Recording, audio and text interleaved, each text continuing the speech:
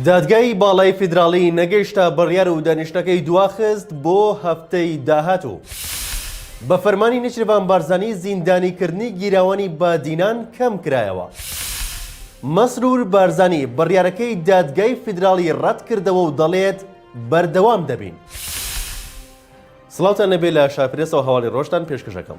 سەرباری ئەوەی دوو سەرپێچی یاسایی لە بڕیارەکەی دەستەی سەرۆکایەتی ئەنجومەنی نوێنەران دیاری کرد لەبارەی دووبارەکردنەوەی دەرگای خۆپاڵاوتن بۆ کاندیدانی پۆستی سەرۆکۆمار، بەڵام دادگای باڵای فیدراڵی نەگەیشتە بڕیاری کۆتایی و جەختی کردەوە ڕۆژی 1/3/2022 جارێکی دیکە لەسەر ئەو پرسە کۆ دەبێتەوە.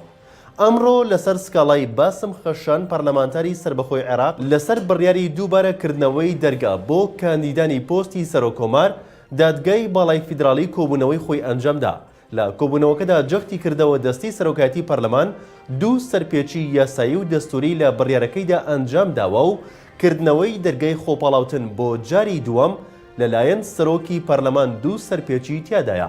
ئەوانیش ئەوەیە دوای ئەو مانگە ئەگەر سەرۆکۆمار هەڵ نەبژێردرا دەبوو هەر ئەو کاندیدانە مۆڵەتیان پێ بدرێت خۆیان کاندید بکەن. هاوکات سەرۆکی پەرلەمان بەتەنها و بەبێ 329 پەرلەمانتار ئەم بڕیارەی داوە کە ئەمەش نایاساییەکی ترا. لەبەر ئەوە یاسا ڕێگە بەوە نادات. سەرباری هەموو ئەوانە دادگای باڵای فیدراڵی هیچ بڕیارێکی کۆتایی ڕانەگەیاند و جەختی کردەوە ڕۆژی 1/3/2022 جارێکی دیکە کۆ دەبێتەوە لەسەر هەمان پرس.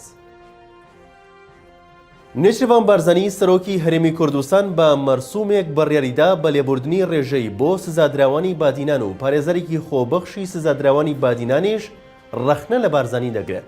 ئەمڕۆ نێچیروان بارزانی سەرۆکی هەرێمی کوردستان بە مەرسوومێک بڕیاریدا بە ئاسانکردنی سزای سزادراوانی بادینان بە شێوەیەک لە 60 سزاکەیان تەخفیف بکرێت، واتە لێخۆشبوونی ڕێژەیی بۆ دەرکردن. لەو بارەیەوە بەشدار حەسەن پارێزەری خۆبەخشی سزادراوانی بادینان ڕایگەیاند بە فەرمان و مەرسوومی سەرۆکی هەرێم سزادراوانی بادینان هەر یەک لە شێروان شێروانی، شڤان سەعید، ئەیاز کەرەموو، هاریوان عیسا و گوهدار حەمەد ئەمین بە ڕێژەی لە 60 ماوەی حکومدانیان کەم کراوەتەوە، بەڵام ئێمە چاوەڕوان بووین کە لێبوردنی تایبەتیان بۆ دەرچێت و ئازاد بکرێن. لای خۆشیەوە عەلی حەمەساڵح ئەندامی پەرلەمانی کوردستان لە فەیسبووکی خۆی نووسیوێتی 5 چالاکوانە زیندانی کراوەکەی بادینان کە بە 6 ساڵ حکومدران نزیکەی 6 مانگی دیکە ئازاد دەبن و دڵخۆشین بە ئازادیتان. سەرۆکی حکوومەتی هەرێمی کوردستان وەڵامی بڕیارەکەی دادگای فیدراڵی دەداتەوە و بە ناوی ئەنجومەنی وەزیرانی هەرێمەوە ڕایگەیاند بڕیارەکە نادادپەروەرانە بووە و هەرێم بەردەوام دەبێت لە پیادەکردنی مافە دەستوریەکانی. مەسرور بارزانی سەرۆکی حکوومەتی هەرێم ڕایگەیاند ئەمڕۆ لە کۆبوونەوەی ئەنجومەنی وەزیراندا گفتوگۆ دەربارەی بڕیاری دادگای باڵای فیدراڵی کرا تایبەت بە کەرتی نەوت و گاز لە هەرێمی کوردستان.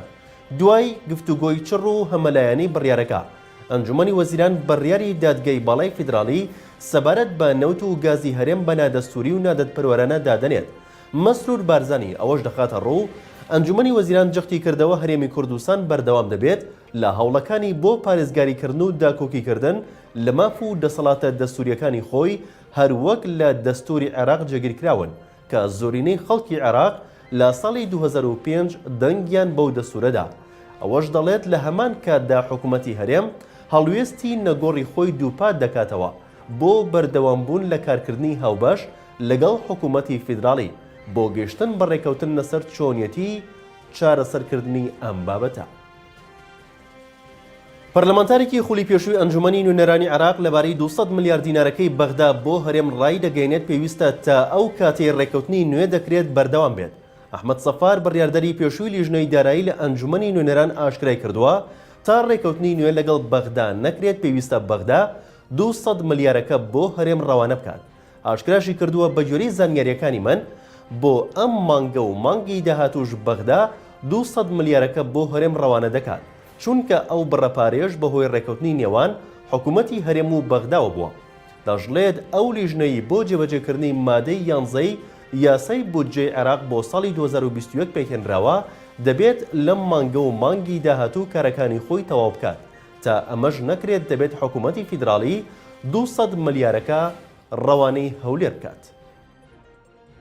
وەزارەتی فەرمانکردن بە چاکە و ڕێگریکردن لە خراپەی سەر بە دەسەڵاتی تالیبان لە ئەفغانستان ڕێنمایی نوێی سەبارەت بە ئافرەتانی فەرمانبەر دەرکردووە کە بریتیە لەوەی نابێت هیچ فەرمانبەرێکی ئافرەت بێ سەرپۆشکردن دەوام بکات ئەگینا بە پێچەوانەوە لە کارەکانیان دوور دەخرێنەوە.